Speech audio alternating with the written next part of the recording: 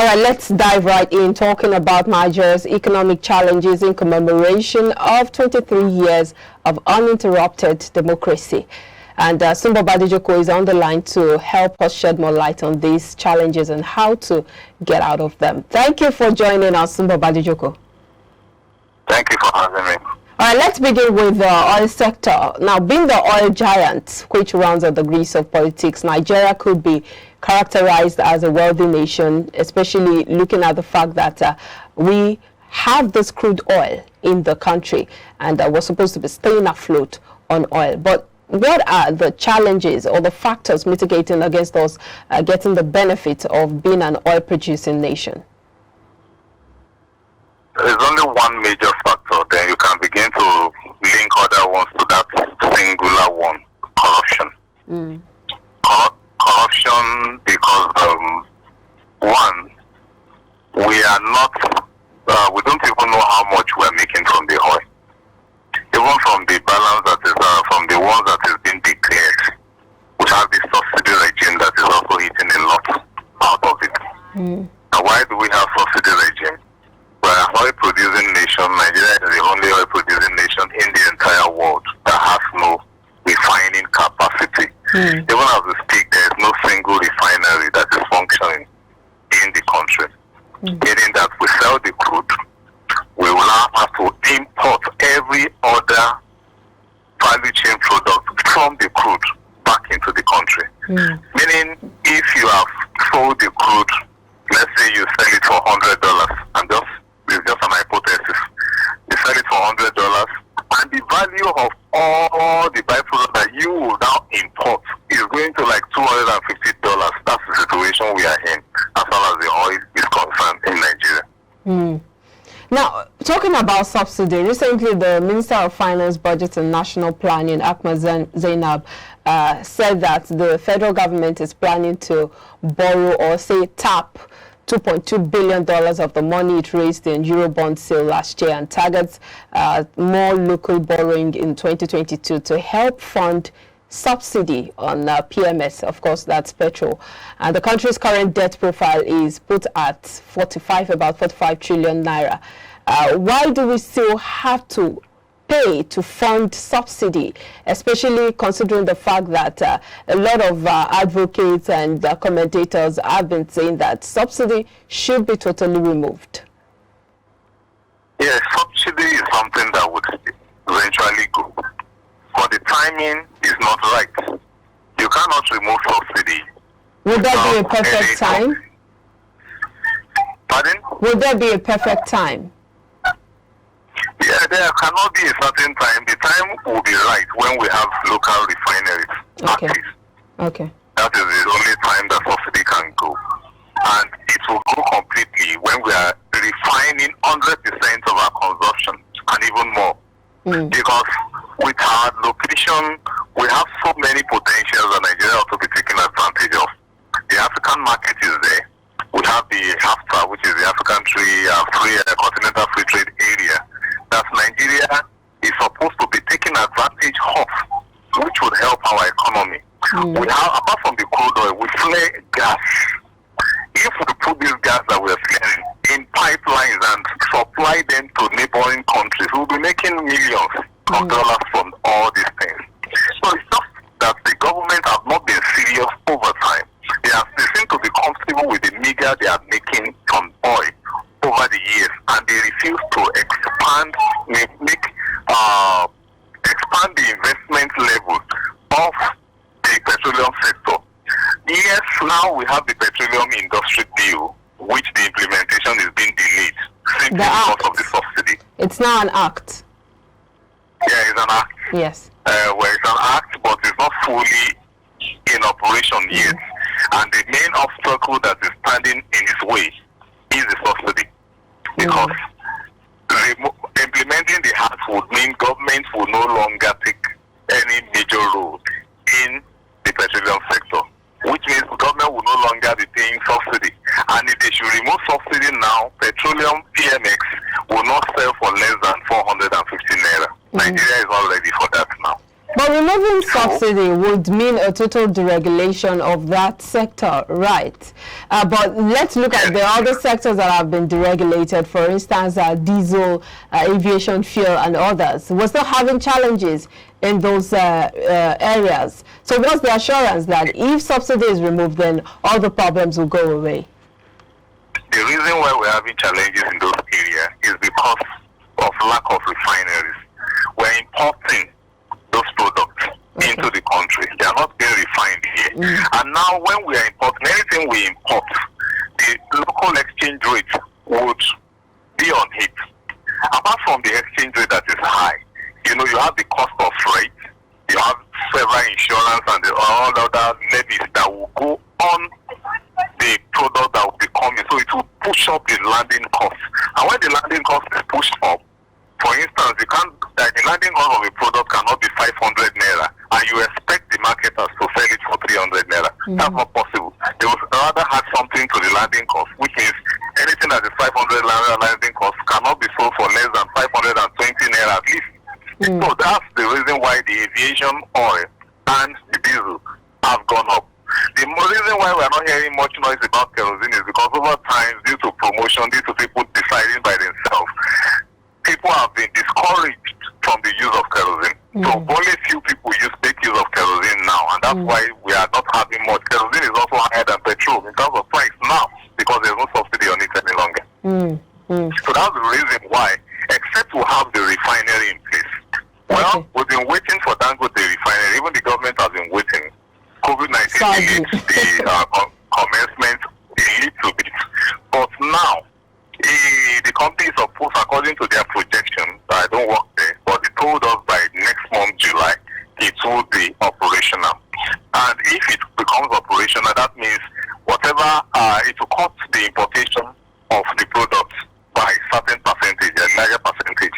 At least for a start, will be having, it will be reduced by like 40 to 45%. And in the next 1 year, 2 years, it will expand, bringing it down to like 60%. So, but in order not to make Dangote refinery a monster and a tyranny on the people, government will have to make sure at least one of the 4 refineries that belong to them is operating to supplement Dangote and to also compete with Dangote. Apart from that, more licenses will have to be granted to other investors to also set up private refineries. Then we have the modular refinery that should be encouraged. And it's very easy. If Dangote is in Lagos, you can give him Southwest to serve. Sorry to bother you. What's the challenge, though? The federal government keeps mouthing the fact that these modular refineries would be in operation soon, but we hear of the fact that some of them have actually started, works have started, you know, on some of the modular refineries. But what are the challenges in getting them to be functional? It's because the body language of the government has not really been helping the proprietors of the modular refineries, because I see no reason to why they are not operational. We were told in Edo, the one was commissioned in Edo State last year. Yes. Up till now, we are not hearing anything in the news as regards the operation of that particular refinery that was commissioned. And there are some other ones ongoing in Imo State, in Anambra State, in Delta State, and Bayelsa State. All these should really come up. Yes, they do not have the capacity to serve the whole country. To really make, but they will still reduce the importation when you aggregate what all of them will be producing together. So it's just a matter of the NNPC, which will soon go into extinction by virtue of the act. Would the regulatory body, the downstream regulatory agency that will replace it, will have to map out Nigeria into areas, market zones for each of these refineries, so that they would know that this is the area they are covering, and if they could not serve the area, that would be their problem. And you still need to give more licenses to people to come into the sector. That's the only way to bridge the gap. Well, the only other area that some people have called for, some stakeholders have also called for the privatization of the refineries, saying that the federal government should sell the refineries so that they can, you know, get them operational. What are your thoughts on that? That is going to happen, but not now. We need to have a functional, privately owned refinery before that would happen. Because, nobody wants to buy a product that is not working. For instance, if you are going to buy a car, you must test the car and see that the car is actually moving and is in good condition. If they tell you this car is for sale and you start the engine and it's not moving, you're definitely not going to buy that car. You either ask the seller to repair it and fix it, or you go for another buyer that has a car that is working. So the government needs to... Well, the advocates of that are saying that... Sorry to button again. The advocates of that are saying that those who the refineries are sold to will get them operational, fix them and get them operational, and then it will be like some sort of kickback for the federal government. You know, this is Nigeria. It is the government that has not really been encouraging. Towards the end of Obasanjo administration, two of those refineries were actually sold. But what happened? Yaradua came, withdrew the license from the people that have bought it. Now, selling them in moribund state that they are now would not attract buyers because they are not sure if the new government will come back and take it away from them. So they have to make it operational to really encourage the buyer. And we have to have private refineries operating to see that, yes, this person is making a lot of money from investing in refinery. We too can also join and compete with the person. There has to be encouragement on the part of the government. Okay. Otherwise, it's not going to sell. Let's look at Nigeria's crude oil production, which dropped from 1.399 million barrels per day recorded in January this year to 1.25 million barrels per day in February. And then in May, production witnessed increase after multiple laggard months, rising by 70,000 barrels per day and averaging 1.42 million barrels per day.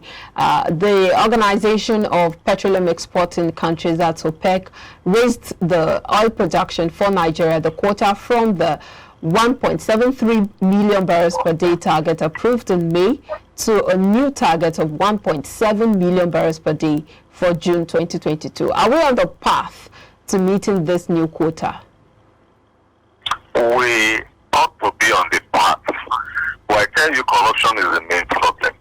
Even the old quota, we are not meeting up because the actual quantity of crude oil being sold is not being declared. I want to tell you that we actually sell more than that, but it's just that the official amount is lesser than what is being declared. You cannot say that you are not aware of the case of oil theft. In other words, the amount of oil that is being sold illegally is much more than the ones that is being sold legally. And it is the legal quota that the OPEC will recognize, and that is what will be on the book of the NNPC. So we have a serious problem of leakage due to massive corruption, oil bunkering, and the rest of them within the Niger Delta, within the oil production industry. And until we deal with that, we will not be making as much as we ought to make from the sale of crude oil. Well, let's turn our attention quickly before we wrap up to the insecurity in the country vis-a-vis the agricultural sector.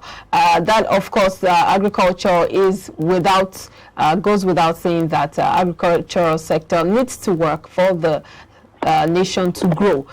Recently, we heard of Boko Haram insurgents raiding Rantown, the headquarters of Kalabauge local government area of Borno State, and killing 60 farmers. And of course, even farmers talked about the level of insecurity across the country, saying that it has dropped their productivity to about 50%. What are your thoughts on this? How can we improve agriculture and deal with insecurity in the country?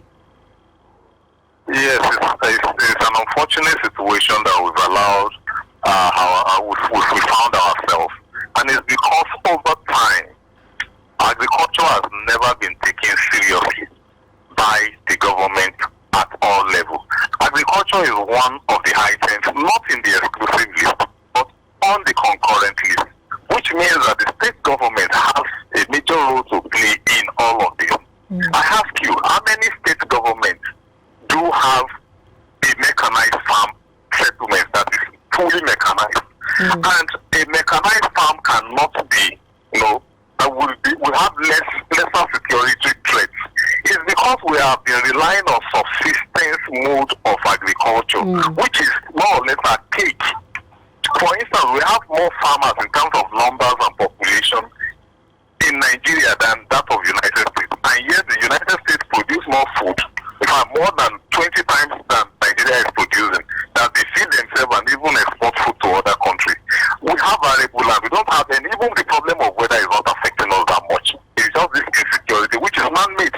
So people just saw that these forests are not being used for economic purpose. So it is available for criminal activity, and that is why we're having heavy insecurity in that area. Suppose those lands are not lying fallow, if you have economic activity going on there, if you have sold them to private farms, they will definitely secure their farm. Now that will be a huge burden taking up the government. But when the government is just there, not ready to do anything, now imagine the value chain that agricultural produce are having.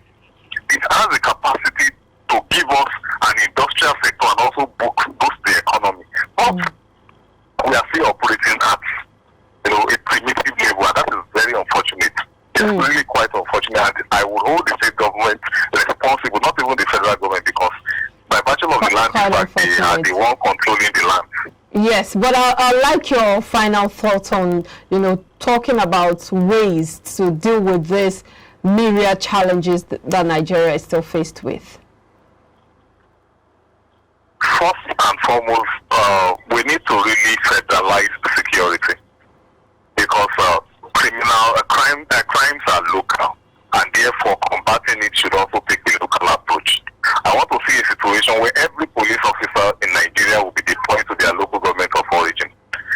It will be easy for them to secure their people than them operating in a strange land. And don't forget, we have this cultural diversity, which also has its input in the criminality and the insecurity challenges that we are facing. For instance, the problem of language, the problem of civilization, and the rest of them. When a Fulani man is in a Fulani environment, if they are speaking Fulani language to perpetrate crime, he easily understands, he knows how to combat them. But when you bring a Yoruba man to that environment, he doesn't understand what they are saying. Even if he will understand, he won't understand the behavior, and even he may not even be familiar with the terrain. So we need to convert and federalize security. Let the state play major role there. Not that there will be one commander-in-chief in Abuja, one IG in Abuja, responsible for every police in every corner of the country. It's not going to work that way. That's the main reason why we're having security challenges. Aside that, once that is taken care of, you also need to convert these forests that are idle for proper economic use, so that we'll leave it there, Sumbo. We will not be hiding there any longer. Yes, of course, several issues to deal with, but of course we have to wrap it up on that note. Thank you so much, Sumbo Badijoko, public affairs analyst, for your thoughts on the show this morning. Thank you for having me. Have a good day. Pleasure.